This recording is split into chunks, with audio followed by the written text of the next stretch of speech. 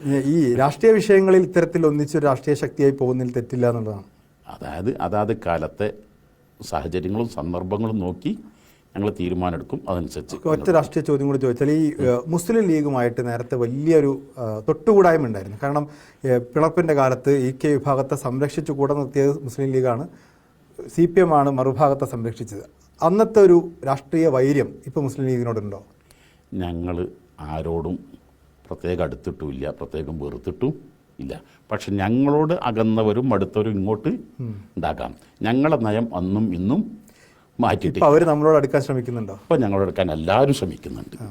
എല്ലാവർക്കും ഞങ്ങളെ കരുത്ത് കണ്ടിട്ട് തന്നെ അപ്പോൾ എല്ലാവർക്കും ഞങ്ങളെ വേണമെന്നുള്ള ചിന്താഗതിയുണ്ട്. എല്ലാവരും ഞങ്ങളെ സമീപിക്കാറുണ്ട്. അത് ഞങ്ങൾ ആരോടും അങ്ങോട്ട് ഞങ്ങളുടെ സമദൂര സിദ്ധാന്തം എന്ന നയത്തിൽ നിന്ന് ഞങ്ങൾ ഒരിക്കലും മാറിയിട്ടില്ല. ഞങ്ങൾ ഉപദ്രവിച്ചവരുണ്ട്, ഞങ്ങൾ അനുകൂലിച്ചവരുണ്ട്, ഞങ്ങൾ ഉപദ്രവിച്ചവർ ഇപ്പോൾ ഞങ്ങളെ ആശ്രയിക്കുന്നവർ ഉണ്ട്.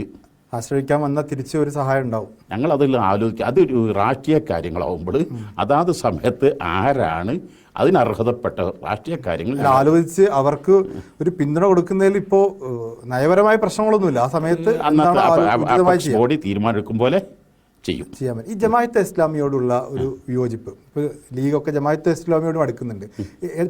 പ്രധാനപ്പെട്ട കാരണം എന്താണ് ജമാഅത്തെ ഇസ്ലാമി എതിർക്കാനുള്ള? അതെല്ലാവർക്കും അറിയാവുന്ന ലാഹോറിൽ നിന്ന് വന്നതാണ്. അവർ രാഷ്ട്രീയ കക്ഷികളാണ്. അവർക്കിവിടെ ഭരണം സ്ഥാപിക്കുക എന്നുള്ള തത്വങ്ങളൊക്കെ അവർ മാറ്റിയെന്നൊക്കെ പറഞ്ഞാൽ ഞങ്ങൾക്കത് ഉൾക്കൊള്ളാൻ കഴിയുന്നില്ല.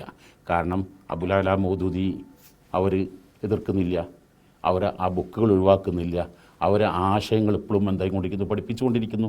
ഇപ്പോഴത്തെ താൽക്കാലിക ആവശ്യങ്ങൾക്ക് വേണ്ടി ഞങ്ങൾ ആ നയം മാറ്റിയെന്ന് പറഞ്ഞാൽ പോരല്ലോ. നയം മാറ്റിയപ്പോൾ ഒരു തീരുമാനം ദുർബലപ്പെടുത്തിയാൽ അതുമായി ബന്ധപ്പെട്ടെല്ലാം പൂർണ്ണമായും വർജിക്കണം, ഒഴിവാക്കണം. ഇതത് നടന്നിട്ടില്ല.